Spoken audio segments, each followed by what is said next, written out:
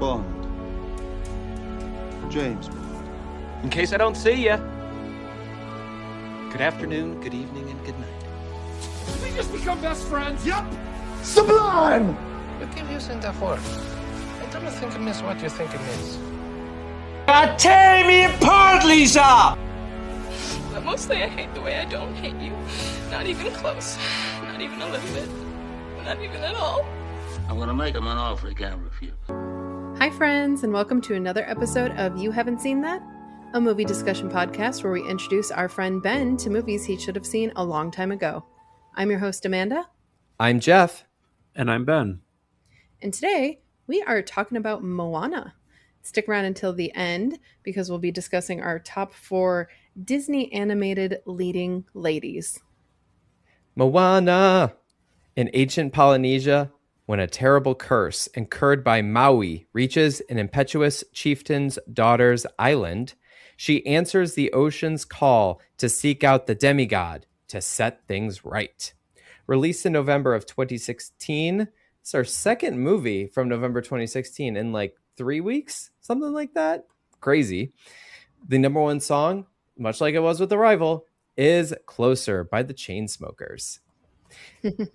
Now, I'm trying to come up with some news as well that's maybe a little different than the last time, because again, last time we were so close to November. But let's see what we got here from later November, December. In college football news, Lamar Jackson wins the Heisman Trophy. He becomes the youngest ever Heisman Trophy winner at 19 years old from the University of Louisville. Who has since gone on to carry my fantasy football team. Amanda has won leagues with Lamar Jackson and lost leagues with Lamar Jackson. In world news, Fidel Castro passed away around this time. And Hamilton, speaking of Lin-Manuel Miranda, sets the record for most money earned in a week on Broadway, right around the time this movie came out. Big week for Lin. Yeah. This is directed by Ron Clements and John Musker, who have quite the CV. Very, very impressive list of movies from them. And this movie features the voices of Ali Carvalho, Dwayne Johnson, Tamara Morrison, Alan Tudyk, Jermaine Clement, Nicole Scherzinger, and former Steelers safety Troy Polamalu. With a $175 million budget, this movie grossed $687 million at the global box office. It opened number 1 on Thanksgiving weekend, and it remained number 1 for 2 more weeks until Rogue One, A Star Wars Story, came out. This ended up being the number 12 movie of 2016. It was very, very well received by critics, 95% on Rotten Tomatoes, 81 on Metacritic. And in probably its sort of long-term legacy, it was the most watched movie on Disney Plus from 2020 to 2024. I don't know if Disney Plus officially came up with that or if that was from Nielsen, but either way, massive numbers for Moana on streaming. That's actually insane. Yeah. For 4 years. Insane. So this movie was also nominated for 2 Academy Awards, and it lost both. It lost Best Animated Feature to Zootopia, and How Far I'll Go lost Best Original Song to City of Stars from La La Land. There was a sequel released in 2024 and a live action version coming out this weekend, actually. So get ready to go to the theaters for that. Which is why we're doing this today. Yes. The timing lined up perfectly. All right. Thank you, Geoff. Ben, why don't you tell us your history with Moana? All right. So this one, obviously the name of the podcast is You Haven't Seen That. And I haven't seen Moana, except that it was played on a bus that I was on, but I wasn't watching it. So one of the field trips, I believe, to Disney, we played the DVD. I want to say we went to Disney for the first time with the band in April of 2017. So I'm guessing it was newly on DVD, maybe around that time. And I think that's probably when we did it, unless it was the next trip a few years later. So I definitely glanced up and saw multiple moments of it, but I wasn't watching it. I wasn't following it. So that's why I felt like it could still count for this podcast.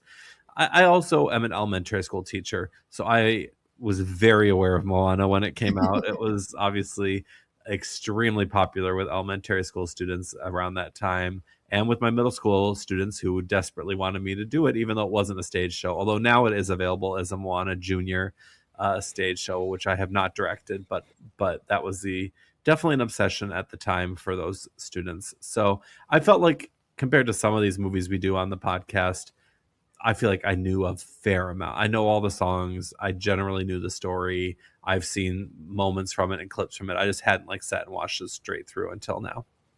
Yeah. And that's fair. It still counts. Yeah. Mm-hmm. What about you, Geoff? So I've seen Moana, probably this might have been maybe in my third or fourth time seeing it. It's one of those movies where I'm so familiar with it, much like you said, Ben. It's just inundated in our culture at this point that the music is so popular. The songs are so catchy. I know the songs very, very well. The movie, not as familiar with per se, though when moments came up watching it, semi-recently, it was like, oh yeah, I remember this, what have you. The last time I watched this was actually, I have a list, it was late January of 2024, so about 2.5 years ago. And I watched it for ahead of the opening of the Journey of Water attraction at Epcot, which I think we were about to go to Disney right before I watched that movie. So it was like, oh, I want to get in the mood for Moana to go check out this new attraction. So yeah, I've seen Moana a few times. Yeah, I think this is only my second time seeing it, surprisingly enough. That's I very feel surprising. like, I know, a lot of the newer Disney movies, I mean, I see them like once in the theater when they come out, and then I don't know, I'm not a huge like rewatcher of a lot of different movies. So I feel like I've seen it more because, we're at Disney a lot, and obviously like her and the story is featured in different areas, and like you both have said, it's immersed in culture. So I feel like I've seen it more than twice, but I think this was only my second time. Nice. Yeah. So Geoff, let's hear your rating. Oh, you're starting with me. Okay. So I think that while the core story is relatively paint by numbers, pretty formulaic, relatively speaking, to Disney stuff, there's a lot to be said about the world building around this, the gorgeous animation, the great music, the character development for Moana. I'm going to go with let's go with a 3.75. All right. And what about you, Ben? Yeah, really enjoy the music to this a lot. I enjoy that it's a musical as opposed to just music in the background. I like that some of the Disney movies like Frozen and this have gotten back to that. There are parts that it drags for me a little bit. I'm going to give it, we're going to go 3.5, right in the middle. Nice. All right. And for me, I'm going to say this is a 4. I, like both of you, love the music. The animation in this movie is stunningly gorgeous. I think it's probably one of my favorite Disney movies of the more recent ones that have come out. Don't ask me when more recent is, because I don't know when to define that. But in my mind, it sticks out as one that stands above the others. It's funny you both gave your scores there. They are the exact same as they were for our last movie review for Crazy Stupid Love. The exact same. Yours as well? All three of ours, or just Amanda? All 3 of ours. Wow. All of them. That's a little boring. That's a little boring of us. Guess we know what movie it's tied with. You would be correct. Now, all right. On my own personal list, I just keep track for the whole season, and even when they're a tie, I do put, like, I give 2 movies a 3.5, I do list them not chronologically, but like if it's a slightly higher 3.5. This one, yep. I was closer to a 3.25 than a 3.75. So it is, for me, slightly below Crazy Stupid Love. Okay. That'll be reflected there at the end of the season when we do our top 10. Yeah, exactly.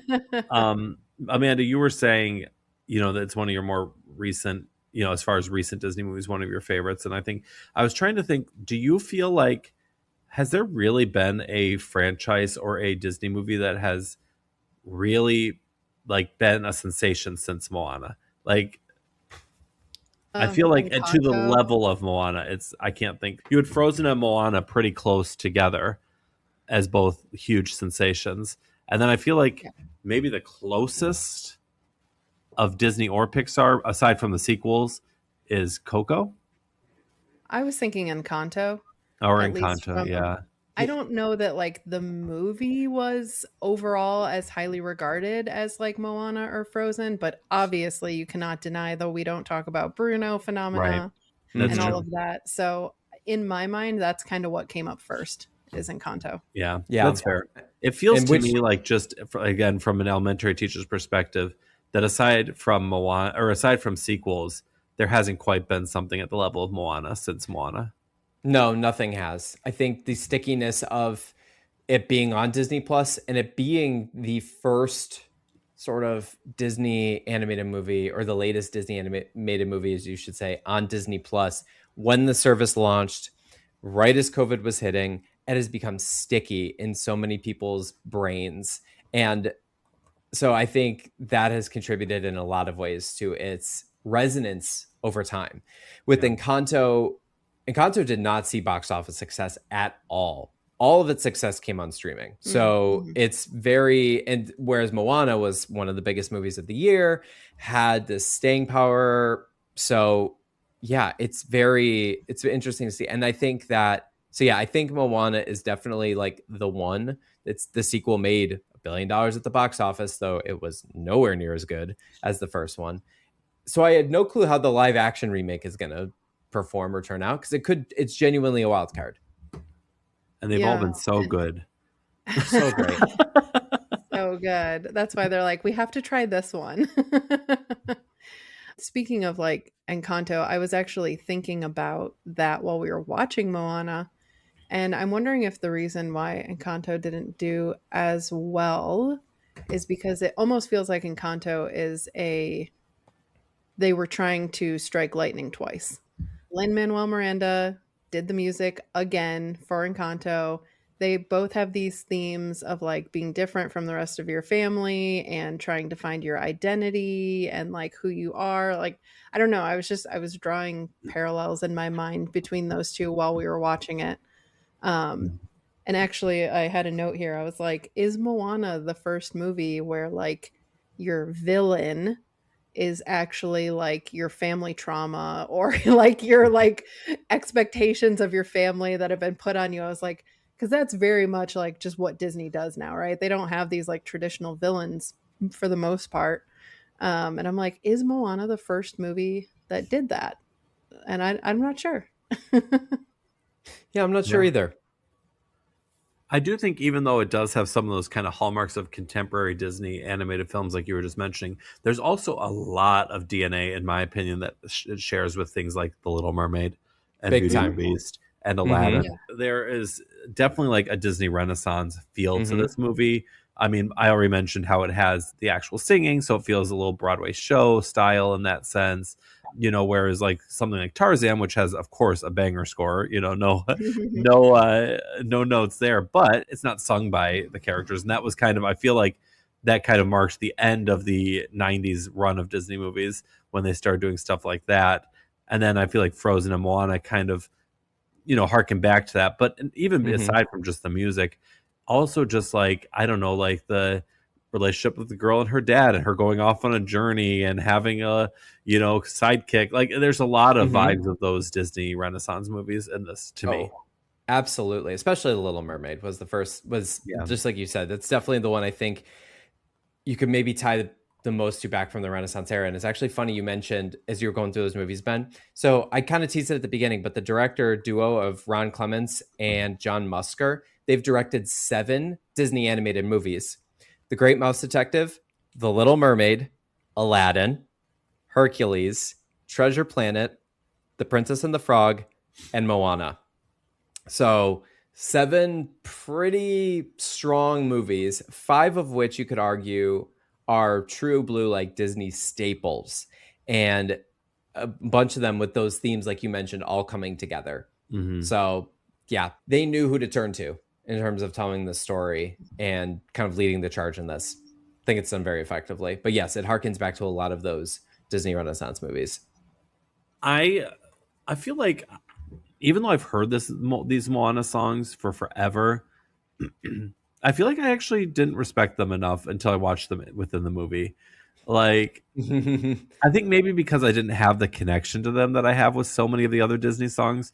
You know, some of the 90s Disney songs I grew up with and watched the movies. And then, you know, so then when you listen to the songs, you think of those memories and those things. And so maybe I was always just like, okay, you know, you put on a Disney playlist and I'm like, oh, this, you know, this is a good song, but I don't have any real love for it. And I feel like even though I didn't love the movie, I do feel like it made me love the songs more. Like, I've never quite appreciated How Far I'll Go as much as I did after watching the movie.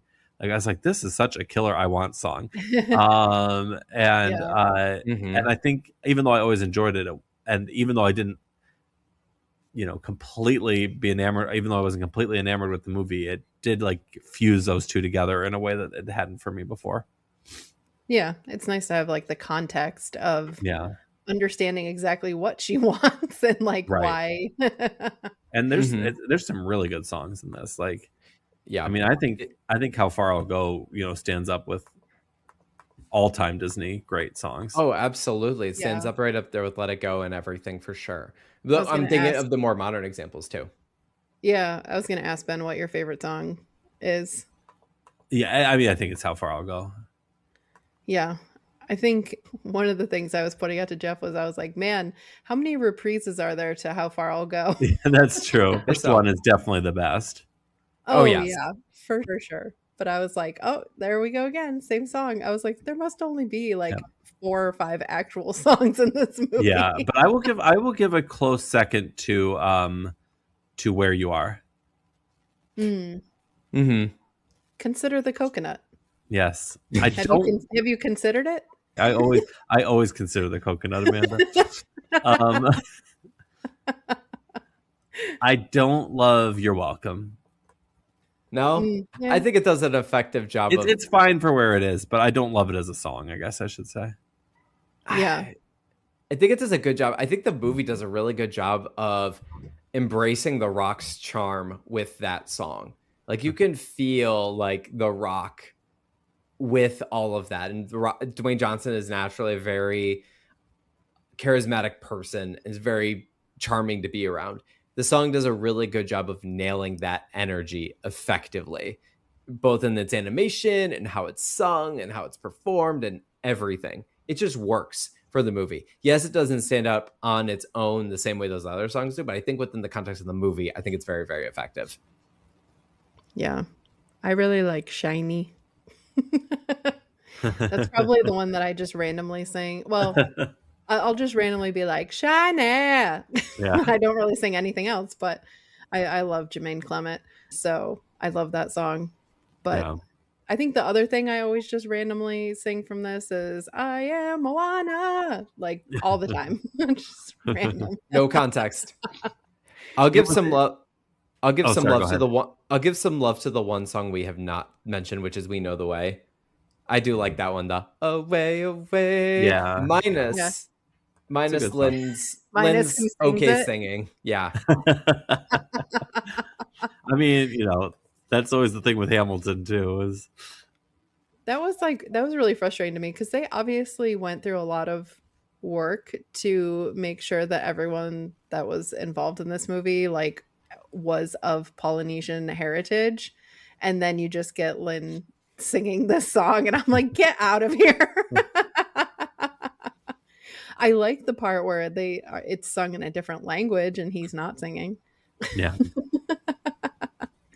I mean, while we're here, Lynn is very talented in very many ways. He's an okay vocalist. Yes. Okay. I was going to say we need to talk about Lynn anyways. So let's just segue into that. I don't know why people must keep telling him he's a good singer, or like he's just convinced that he is. I don't know, but I'm like, you're so good at doing other things. Like, do those things. You don't need to sing your own stuff. please stop singing your own stuff. Yeah. You don't need to prove to us that you are a genius in many ways. Yeah, seriously. Like, Like, what are your thoughts on him just in general outside of this movie? me? Yeah, or both of you. I mean, I think we've been a little inundated with Lynn over the last decade, but I think Hamilton is a true masterpiece. Like, if you're going to use that word, masterpiece, it is. I think it is, one of the greatest things that, and it's like anything that becomes insanely popular, it's going to get scrutiny, it's going to get overexposed, and people are going to get annoyed by it. And I kind of went down that road too. But I think if you distill it all the way back to what it first was before it became everything to everybody and became the huge sensation, it is one of the best constructed, best written Broadway musicals in history, in my opinion. So I think he is exceptionally talented. And I do think his whole persona, I've never gotten the vibe that it's fake. I know a lot of people kind of think it is with him. I don't think it is, but I understand why it annoys people. I think that's fair. I enjoy his music. I wouldn't go as far as to say Hamilton is a masterpiece. Granted, I haven't seen it live. I think it's good. Not one of my favorite musicals, but that's fine. I think that he's a very, very talented songwriter. It's undeniable that his songs are catchy. And I think the couple of movies that he's done, I think it works for sure. Not just in the animated sense. I mean, there's a reason why Moana and Encanto are the two most streamed movies on Disney Plus ever. It's because of the music and the way that it's featured. But the way his music has inspired so many others, and those other acts have not come close, I think is again a testament to him. I think the work that he's done in terms of directing is great as well. Really enjoyed Tick Boom. So truly talented, not my number one, but a heck of a lot of respect for the guy for sure. Yeah. Amanda, what are your feelings on Lynn? I mean, I'm not a hater by any means, but as you said, like we've had a lot of exposure to him over the last 10 years. And at least in terms of his work in like Disney movies and like, which is where I typically see this, like I'm kind of over his thing, like I didn't care for Encanto as much as other people did. Like I walked out of it just kind of being like, meh. And I was like, it's fine. There's nothing like wrong with it. But like you guys said, like obviously he is an insanely talented man who is very gifted with words and songwriting and directing. So props to him for getting that bag, I guess. And I think this is one of the, I feel like detouring a bit from talking about Moana and more talking about if we were doing a podcast on Lynn. But I feel like this is one of the things that we're like our contemporary culture kind of create. Okay, so like he could really just be like a Stephen Sondheim. He could just write a bunch of shows and be like an all-time great. Sondheim did that, where it just, but because I feel like in our current culture, like he can't just be a musical theater composer. He has to also be a voice artist and an actor and a director and a multi-hyphenate, businessman. Yep. And I think that's just kind of the contemporary culture of these people who just become so insanely popular. But like his greatest gift is songwriting and composing. And he has not done another musical since Hamilton, although he has one in the works. He also has a movie in the works too. Yeah, and I think it would be cool if that was the career he just stuck with, but I feel like that's almost impossible when you become as successful and big as he became. For sure. Yeah, definitely. He's an Oscar away from the EGOT. Yep. Keep my fingers crossed for him. Feels like he's going to get that at some point. He has to. He's had two tries, didn't win for either. I think if we don't talk about Bruno got nominated the year that Dos Oruguitas did instead, I think he might have had a chance. But they were also going up against the Bond song that year. So, and then this one was tricky because La La Land was such a machine. Right. I think it's one of those where, like, in retrospect, you'd probably give the award to How Far I'll Go. But I enjoyed La La Land more than Moana, but I like How Far I'll Go more than City of Stars. I agree with that. Yeah. And honestly, like, so when the second one came out, so Geoff and I watched it, and it's It is nothing. It is a big nothing burger of sadness. Like, don't waste your time watching it. But it was like, I just felt like Lynn was trying to make the exact same songs, but just slightly different. Like, every single song felt like, I feel like I've heard this before in Moana, but it like wasn't quite right. And you can tell they're just trying to catch lightning in a bottle. There's I will a say reason he the had Disney sequels used to go straight to video. he is Yeah. I will say, well, Moana 2 was supposed to be a Disney Plus show. Right, that's true. It was But supposed to be a TV show. Yeah. Lin-Manuel Miranda was not involved with Moana 2 Oh, at well, all. there you go. They were just Well, trying that's to even- copy him, I guess. He It was was even more of the reason probably why it sounded like weak imitations. exactly. He, I believe, at that time was doing Mufasa, the Lion King, the Lion King prequel. Okay. So there you go. One of the things that struck me was like it was not funny for a lot of the movie until like halfway through. Like, Yeah, it's pretty serious it was terms pretty of serious. I mean, there's a little bit from the bird. Hey, what's the bird's name? hey. Hey. That's what I was gonna say. And then I was like, am I wrong about that? Yeah, it was a little bit of humor from the bird, and then obviously once Maui got there's a little bit more. But I don't know. I was like, the first half of the movie, I was like, this is not funny. No, not too much. No, you're tied to Moana's sort of growth as a teenager, trying to figure out her purpose and everything. And sure, there are like funny, like physical comedy moments, but yeah, nothing outwardly funny per se. Yeah. Just one of those where it's like watching, like you chuckle, for example, the first time, well, not during the time when she first goes out in the water, because it's like, oh no, she's in trouble, she's in peril. But then when they crash back on the shore and everybody's safe, and then Pua runs away scared, like that was funny. But yeah, there aren't a lot of moments like that, like you would see maybe in an animated movie. And I feel like if this was made in 2026, there would be more attempts at a joke a minute, especially early on. But I also feel like that was done more in the 90s. Yes. Oh, you mean like the funny approach, or like yeah, like the wacky sidekicks were played up a little more, and even some of the That's villains fair. were kind of more comical. Yeah. They were scarier. That's true too. And Did you and the movie should have featured Pua more. Hey got all of the love, but Hey is just a liability, and I get it's for like the gags or whatever, but Yeah, the hey joke was really like kind of, I don't know. it's funny. It kind of lost its vibe for me pretty quickly. Yeah, It's it's one like of we those. get it. The rooster's dumb. Okay. Yeah, But yeah, justice for Pua. Like, he's the far cuter sidekick that should have been on the boat with her. Also, do Pua and Hey age at all? Because I don't think they do. I feel like Pua and Hey look the exact same from when Moana is younger to when Moana is older.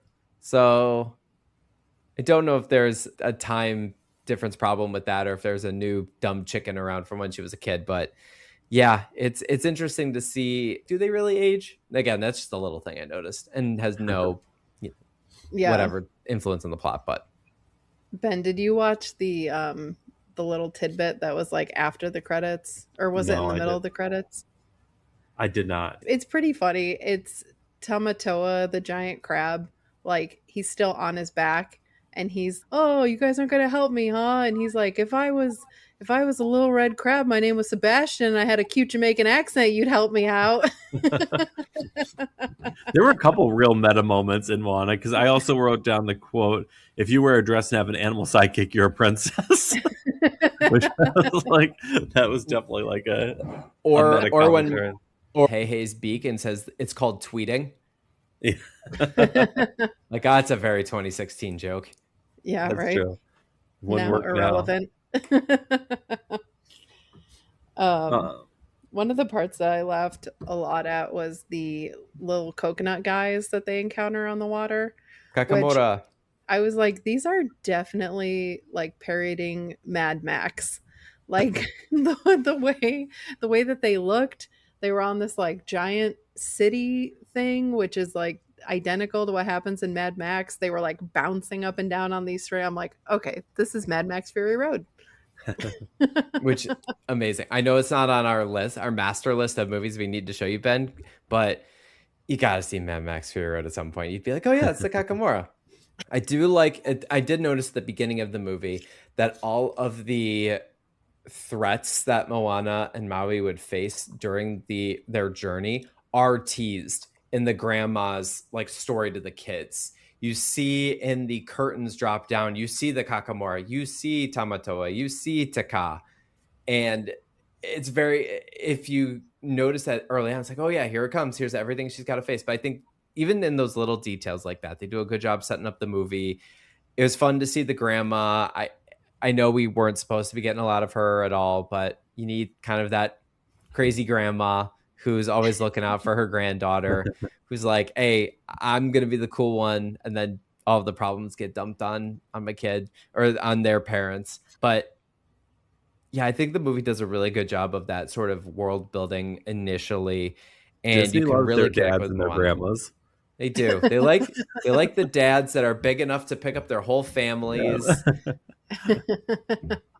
I thought it was very funny when they were like, Moana was first learning how to like be the next chief or whatever. And they're like, the villagers are coming to her and they're like, oh, all our coconut trees died. And oh no, we can't find any fish. And I'm like, are the parents going to help at all? They're like, oh, tough decision. Let's leave it to Moana. Yeah, and the Like, one I time think you guys need to That's step what it's in like here. being a union rep. Like, you guys need to step in here and make some decisions. Don't leave this on her. They're like, oh, we overfished for years and now there's none left. Well, that's your problem, Moana. I became Oh, a union rep in my school, and like the first day that I started, there were like 4 people in my room coming with problems. They were like, our coconuts are dying. You're like, oh no. One of the things I'll say too is we might get into this a little bit with our top 4 at the end, so I don't want to go too far down this road, but I just, in case it doesn't come up, I want to mention it, that I feel like one of the things I liked was I felt like Moana as a character had a very more contemporary vibe to her, like the way she interacted. I feel like, we go back to like Snow White where they're like, they have no personality. And then I think those Disney Renaissance, Ariel and Belle and stuff, they have some, but it's kind of constricted. And I feel like Moana very much had like kind of her own mind and her own kind of authority that I thought was something needed for, especially coming off of something like Frozen. You can't like go back to like her being just kind of a damsel in distress kind of thing. And I think they really were effective with that. For sure. Probably starting with, I know you mentioned there like Ariel and Belle, but like Tiana is probably the first, guess you could argue is like good inspiration there. And then Rapunzel, and then Elsa / Anna, and now Moana. I might have messed up the release order of those, but yeah, well, I agreed.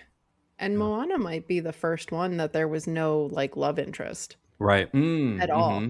Because even Frozen had a little bit with Anna and Kristoff, even though it wasn't like the main focus of the story. Right, but it was still part of it, nice. Yeah.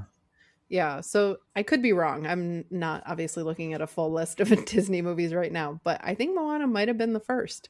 I think you might be right. And that's refreshing. I know that's like whatever, that happens more often than not now in Disney movies where there is no love interest. But, it's nice sometimes. Yeah. So, Ben, I'm curious, when you went to Disney, yes, either the last time or this past most recent time, did you do the Moana attraction? I did not. So, because that's over by Nemo, right? Yes. Yeah.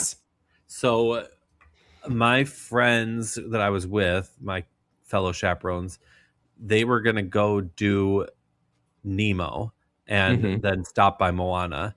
And I didn't want to go to Nemo because I'm directing Nemo this fall, and I don't like to get super like inspired. That doesn't sound right. Not super inspired. I don't like to worry about copying. You know what I mean? So of course. Like everybody's like, oh, thinks I watch the movies for stuff, and I actually do the opposite. You know what I mean? I try and approach it like, I try to not like miss anything that's obvious that's going to make people mad that I don't include it, but I also don't want it to be like a copy of the thing. So anyway, I wasn't interested in going to Nemo.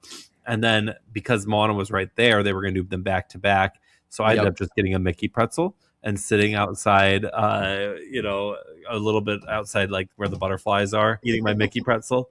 And I did not go see Moana. All right. Well, you'll have to next time. Yeah. It's like a walking thing, isn't it? Is that what It is. You Yeah. actually have it's like not a people have to ride, right? exercise It's and go a through walking that. thing. Yeah.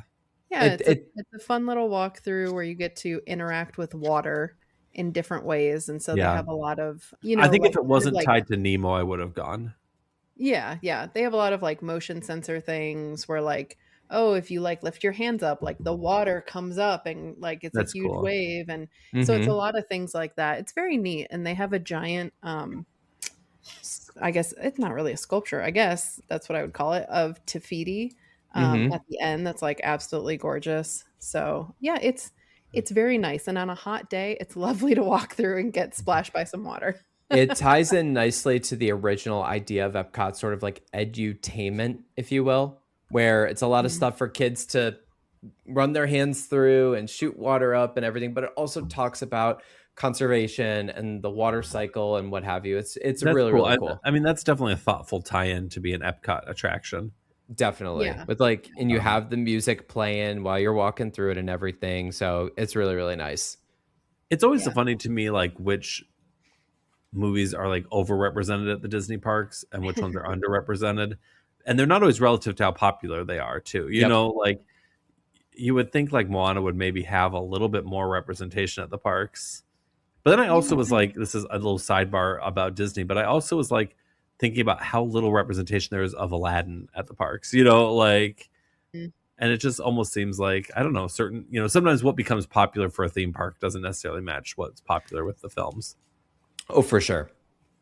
Mhm. Plus, because it takes so long to come up with these ideas, not just to come up with these ideas, but to get them greenlit and to get the Right. planning going and whatever, that it takes a long time to really, maybe this idea for Moana was years in the making, or maybe honestly, it might not have been. They could have seen the rise in popularity from Disney Plus and they're like, crap, we need something Yeah. in the parks.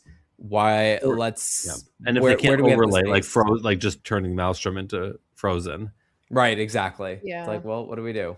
And there's like that balance too of like, well, this movie's really popular now. Is it gonna Will stay it be? popular? Yeah. Because we're not gonna, redo a ride when no one's gonna care about this character or this story in Right. 10 years. So if you Mhm. think of like the biggest ones of like the 2010s, which I think would arguably be like Tangled, Frozen, Moana, probably those three would be the big three of the 2010s.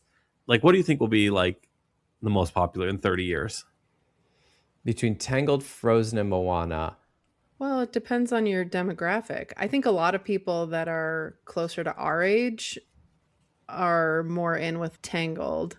Yeah. But I guess I'm obviously, thinking of like younger kids- children. You know how like I feel like even to this day, like younger kids still are into like Lion King, but maybe Yeah. not so much Beauty and the Beast and Aladdin. Yeah. I think Like, what do you think like a 5 to 10-year-old will be like most into 30 years from now? I'm gonna say Frozen. Yeah, my gut wants to say Frozen. I'm not gonna underestimate. There's one that you did not mention, and that's Zootopia. Just because the sequel did so well in its most recent run.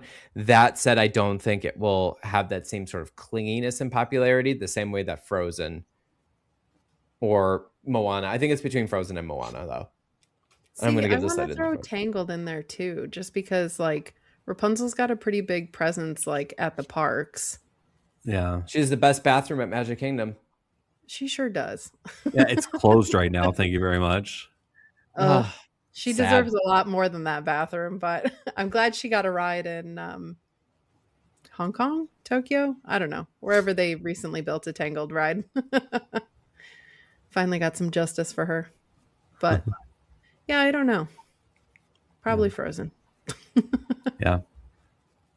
I always find one of the funny, like, it's just funny to like, I feel like you could arc so many of these Disney movies and sketch it out, because there was like the point maybe 2/3 of the way through the movie where like Moana's feeling sad and it was like nighttime. She's like, maybe I'm just not good enough. I'm like, every Disney movie has this moment within a same 5-minute range of the phrase of the movie, like before it kind of picks up towards its conclusion. There's always like the soft, usually at night, scene where they're like, you know, it's like Simba, you know, kind of fretting about his thing, you know, like every Disney movie has these moments. Yep.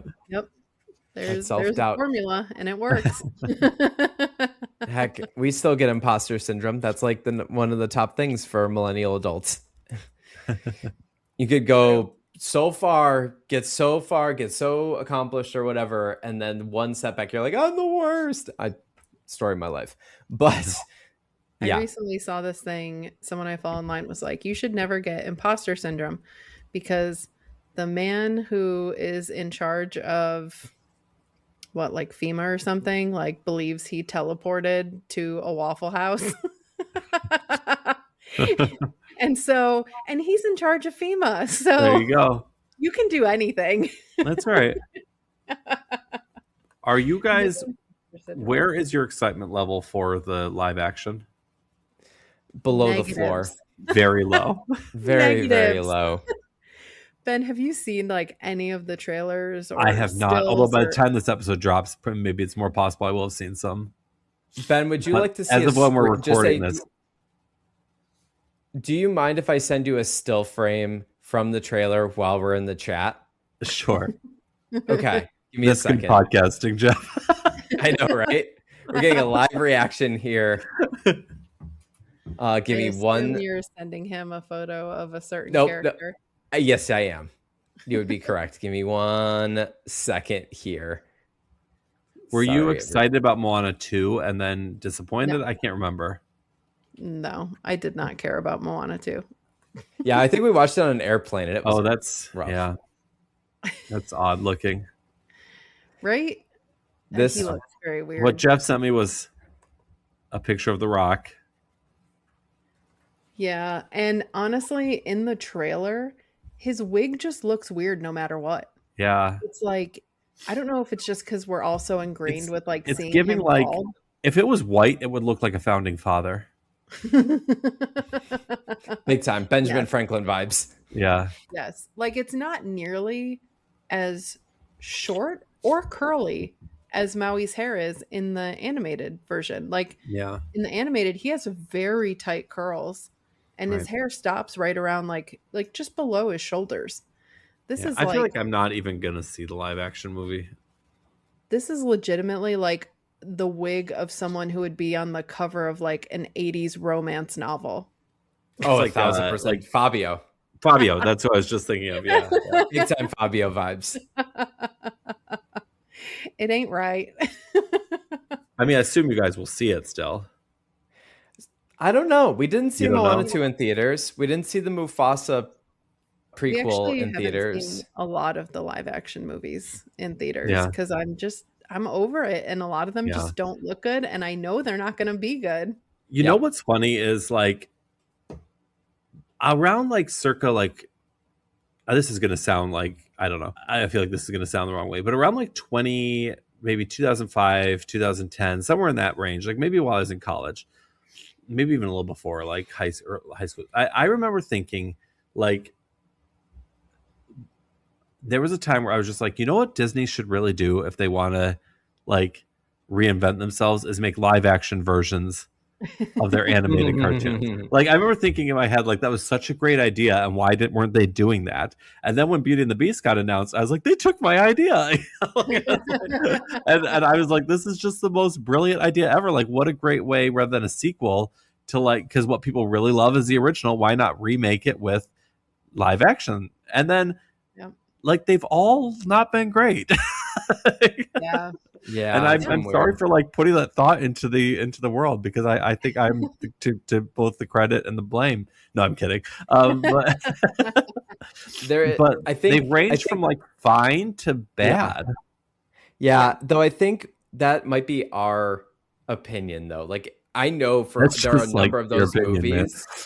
I know there are a number of these movies. Well, okay, so when you said that, the first thing I immediately thought of was So we took a Disney cruise recently, and within the last few months, and there was a game that they played with the adults where essentially it was almost like a pick the most popular thing. They'll throw out a category. People would submit a thing, and then if your pick was part of the most popular section of picks, you would get points, or you would get the point, or whatever it would be for this game. So they asked, what is the best live action Disney movie?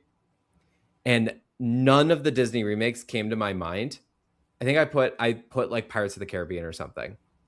And of course I wasn't playing to win the game at that point. Eventually I started going on to play to win the game. But Amanda was like, Geoff, nobody's going to say this right. And sure enough, it was all like Beauty and the Beast, and I forget what some of the other ones picked, Little Mermaid. But was maybe like people were just thinking like maybe they were only thinking of live action versions of Disney movies of cartoon. You know what I mean? Like maybe they weren't considering all of them, like Mary Poppins or whatever. Like yeah. I mean, I think people forget how vast the Disney live action movies are in general, right? Not just the remakes, right? So I think that was part of it too. But that's probably fair. Because there's no denying these live action remakes have been successful financially for them. Yes. Financially. Amen. Yes. Oh, yeah. But, I mean, most, there are exceptions like Snow White. But, like, Beauty and the Beast was a huge, Lion King, Aladdin. Like, those are huge Lilo and Stitch. Box office. Yeah. But they don't seem to have legs.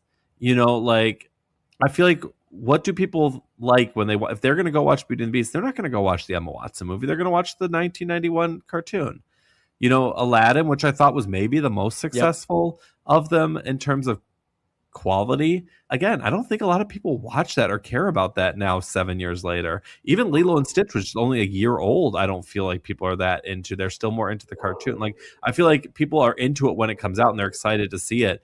And then it kind of just fades into the background and people are much more into the original property than ever the sequel. Or the live action sequel. Absolutely. And that's clearly showing on those Disney Plus streaming numbers that will occasionally come out. It is all just to capture that sort of fleeting moment. Just, hey, we got the box off. Let's get some box office money while animation is working on something new. I don't know. And I'm sure Moana will be successful, but I feel like, and I get why they do it, but it just doesn't seem like they're really adding much to the legacy of these movies. No. If anything, it's enhancing the originals. Yeah. If anything, it's motivating me to go watch Moana again. If anything, it's like I want to watch with the Little Mermaid. It's like I want to watch the Little Mermaid again. I want to watch whatever again. I don't necessarily care for these, but them being out in the wild is getting me excited to watch the originals again. So I don't know. But that's honestly why a big reason why we stopped going to see them in the theaters, because I'm like, they keep making them because they keep making money. Yeah. And if I don't like it, and I know I'm not going to like it, I'm not going to, even though Geoff and I are A-list members and we don't technically pay money to go see any movies, like they're still getting, something from your something. Exactly. And I'm like, I don't want to support these Disney live action movies anymore. Like, I'm over it. Way to take a stand a minute. Way to plant your flag. Hey, Ben, if we all did this, I feel like that sounded sarcastic. I wasn't being to the man. I will stick it to Disney. This is the one area where I'm like, no, stop it. No, but you can have my money in every other way. Meanwhile, we just got back from a Disney trip 4 months ago. Take my money. I don't care. Yeah. All right. Do either of you have any final thoughts on Moana? I have one last thing. The Tamatoa section of this movie, I love the Tamatoa character, by the way. Like you said, Amanda, Jermaine Clement is great.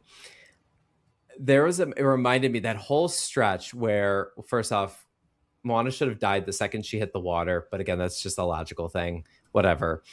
Because of the force of the impact jumping down from the top of that mountain of Latolai or whatever it was called. But you go down there, and it's very funny how it was like they shoot through the water and then end up in this area below the water. That's the creepy stuff at the bottom of the ocean that you're not supposed to know about, that you're not supposed to enter. It reminded me, I mentioned this to Amanda, there was a movie that came out in 2018. It's called The Meg. It was a massive hit, but essentially it was a story about a shark, a megalodon, excuse me, that was at the bottom of the ocean. And because some deep sea explorers went to go explore it, caused like a sort of heat thing that allowed the shark to come back up into sort of the ocean and terrorize humanity. This is the world that shark lives in, is this sort of creepy place where there's just a bunch of weird stuff. And I'm better, as cool as it might be, I'm better off not knowing the terrors that are down at the bottom of the ocean. That's just what I thought of immediately when I saw that section. I'm like, oh, we got some freaky stuff down there. Some superhuman sized crabs, some freaky fish eating everything. Just it's a creepy place. Alrighty. Well, Ben, let's hear your TV recs this week. All right. I have just two. This is a hard one to come up with some TV recommendations for. Obviously, if you want to watch what was supposed to be Moana, the series, you can go watch Moana 2. I wrote down two. One of them I've seen, one of them I've not. The one I've seen is Young Rock, which was an NBC sitcom about the childhood of Dwayne "The Rock" Johnson. So if the real reason you're watching Moana is because of The Rock, then you could get to know The Rock better through his childhood in the show Young Rock, which ran on NBC for, I believe, 2 years earlier this decade and was fine. Very much like sort of the Wonder Years meets Dwayne "The Rock" Johnson. And then the other one is if you're into Pacific Island history and Polynesian kind of, that time, there's a show called Chief of War on Apple TV, which stars Jason Momoa.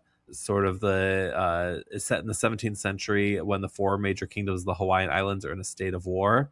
Very violent from what I understand, so not Moana vibes, but definitely in that same part of the world. And I don't know, Jason Momoa could have potentially been a good Maui for the live action Moana. So I can't vouch the quality of it, but that's the best I could do this week. I felt like it was a tough week to come up with some TV shows. Yeah, that's fair. All right, Geoff, what are our movie recommendations? It was hard to pick movie recommendations that didn't feel obvious, if that makes sense. So I'm going to start with some obvious ones just to get maybe the easier ones out of the way. But girl's journey of self-discovery in the middle of the ocean while also being tied to Disney, The Little Mermaid, like we talked about earlier on in this movie, though there is a true blue villain in that movie. And a great one at that. A great one at that. In terms of the sort of embrace of Pacific life, while also featuring a coming-of-age story for a young girl, it's a movie we've done for this podcast. Lilo and Stitch, I think, pairs nicely with Moana, mostly in terms of the cultural setting. The movie from the 2020s I picked, pretty obvious one, but again, we shout out Lin-Manuel Miranda, Encanto. Got to pair this with Encanto, but I would also throw in The Heights as well. Definitely would throw in The Heights. I don't think it got as much love when it first hit theaters or did the whole day and date thing with HBO Max. But then also, I would say in terms of the more unknown stuff, so a lot of the Western world has become familiar with Taika Waititi as a filmmaker, thanks to Thor Ragnarok or Jojo Rabbit. But he did a movie. Some of his earlier movies in his career are a lot smaller and are very focused in New Zealand and that part of the world. So I would recommend sort of early career Taika Waititi, such as Boy or Hunt for the Wilder People. And I guess if you want to, throw in What We Do in the Shadows as well. But that's more of a fun one and just a ridiculous New Zealand movie. So I would say those would be the movies to pair with Moana. Awesome. Thank you. All right, let's move to our top 4. So we had quite the time with this one this week. Oh, yes. Let's give some behind the scenes. Yeah, just to let you all be aware of the situation here.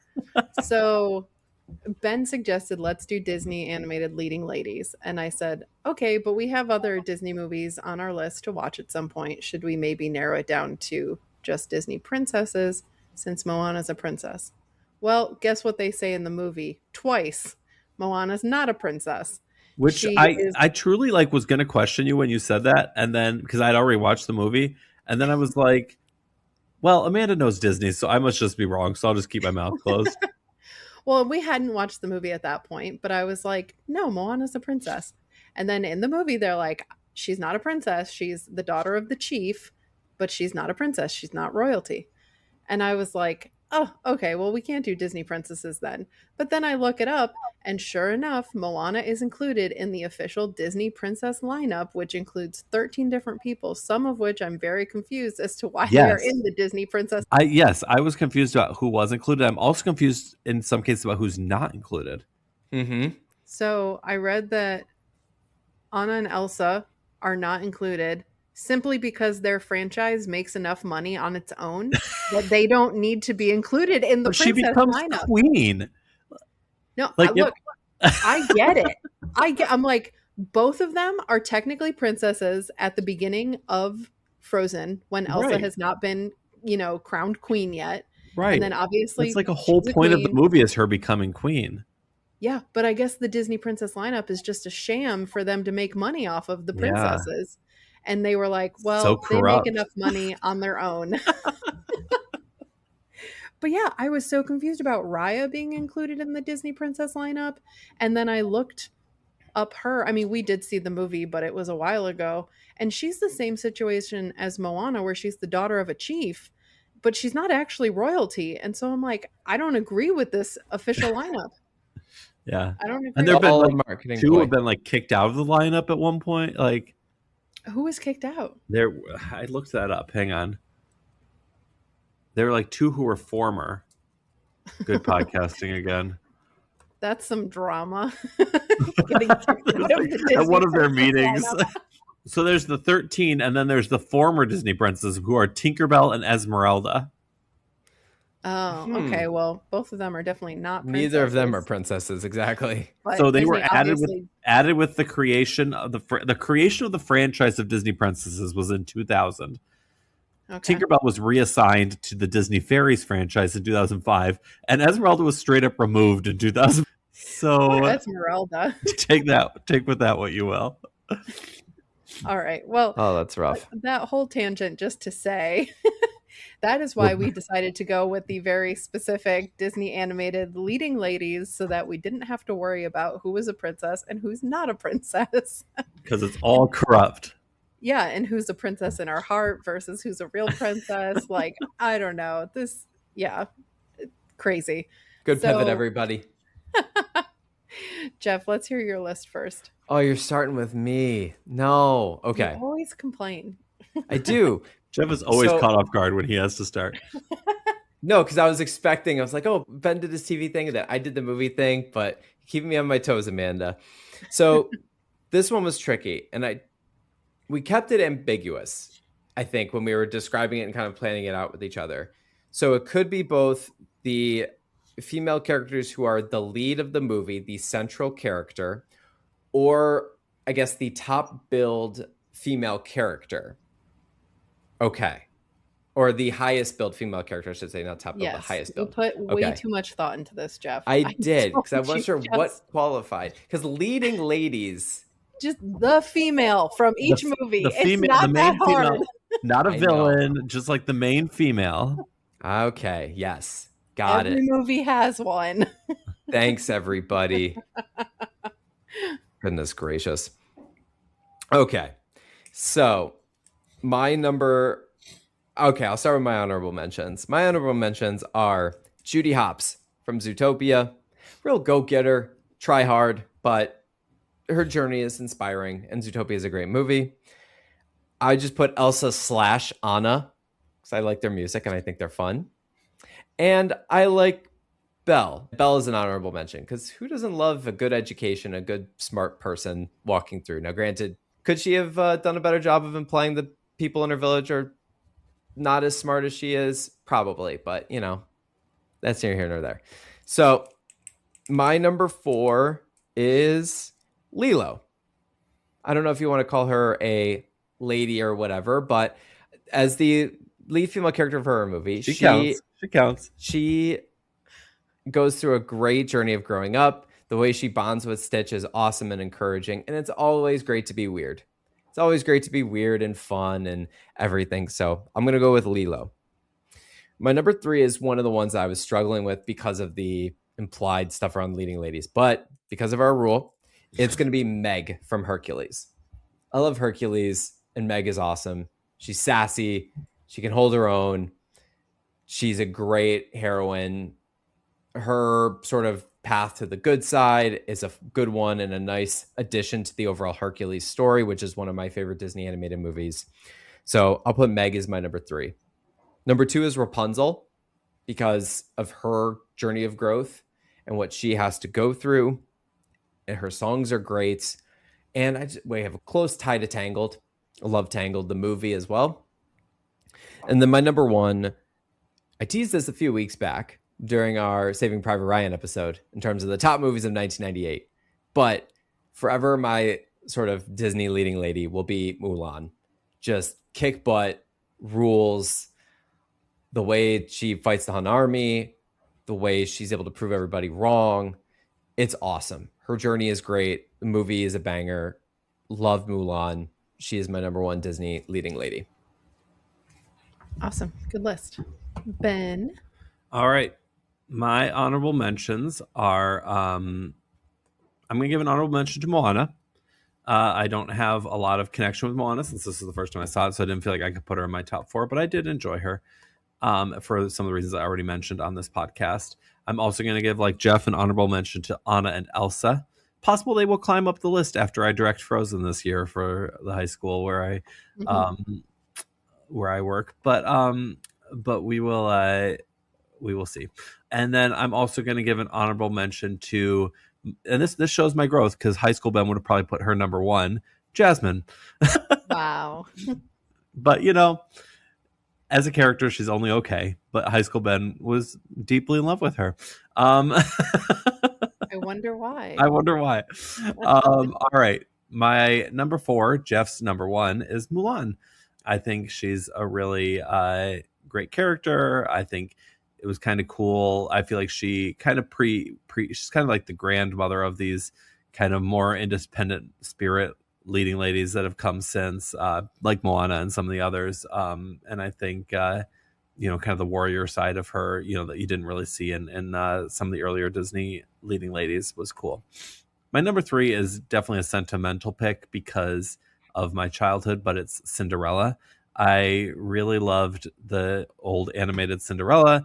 When I was a kid, granted Cinderella the character wasn't. I really loved the stepmother and Gus and all them, but because I just loved that movie so much, I felt like I had to include her here. My number 2 is Ariel, who I think is just a really unique character and an excellent movie. Also a show I've directed along with my number 1, which is Belle, who, which feels like kind of a basic pick, but, she's got, yes, she's a little rude to her town, but she's so smart. She's so, what could be such a Stockholm syndrome kind of thing, I think because of the way Belle is, doesn't necessarily play that way in the movie, even though it has those undertones to it for sure. And also great songs for her as well. So yeah, there we go. Those are mine. Good list. I will say that my list does not correlate with my favorite Disney princesses. I know we already had this discussion, but I feel like there are some that I did not include here that I may include in a different kind of list. So this is also mostly just going off vibes. I didn't think about this too hard. You thought about it before you made the list, but then once you made the list. My honorable mention is Moana because, she's newer still. So I'm you're fine. She's good. She's good. And I like Pocahontas too. I was really into Pocahontas when I was younger, but you'll kind of see a theme with the people that I've chosen and you'll understand why Pocahontas is an honorable mention. So number 4, like Geoff had, is Meg, because I love that she is just I don't need a man. I don't need you. She ends up with the man, obviously, but she doesn't need him, okay? She doesn't need him. She doesn't need love, and I like that. My number 3 is Asha from the movie Wish, which everyone hates except for me. But similar to Meg. She don't need no man. I mean, there's not even like a man in the movie, so whatever. But she don't need no man. And she's just very strong-willed and, you know, is determined to save her entire city from this evil, monstrous man. Because this was the one movie where Disney did go back to having a traditional type villain. My number 2 is Jasmine. Again, because she don't need no man. She wants to rule, and she should be able to rule, okay? She should just be able to be the next sultan, okay? This has nothing to do with what she wears or whatever, Ben. And then my number 1 is Rapunzel. She's kind of the only one who doesn't really fall into the she don't need no man situation, but Rapunzel's always been my favorite princess, so I just need to include her as number 1. So take note. I guess it's a note more for me, Amanda's husband, that Amanda don't need no man. It's been made quite clear. Very clear. You know, but I love having you. Love just keeping me around. Okay, now you're putting words in my mouth. I didn't say that. All right, well, that brings us to the end of our Moana episode. If you'd like to watch along with us, next week we will be watching American Graffiti. So be sure to either watch along or tune in and hear us talk about it. If you enjoyed this episode, please consider leaving us a rating or review and follow us on all our social channels. Thank you so much for listening, and we'll see y'all next week. To infinity and beyond! Why so serious? I am serious. And don't call me Shirley. We're not worthy! We're not worthy! Keep the change, you filthy animal. What you just said is one of the most insanely idiotic things I have ever heard. At no point in your rambling, incoherent response were you even close to anything that could be considered a rational thought. Everyone in this room is now dumber for having listened to it. I award you no points, and may God have mercy on your soul. I said it before and I'll say it again. Life moves pretty fast. You don't stop and look around once in a while, you could miss it.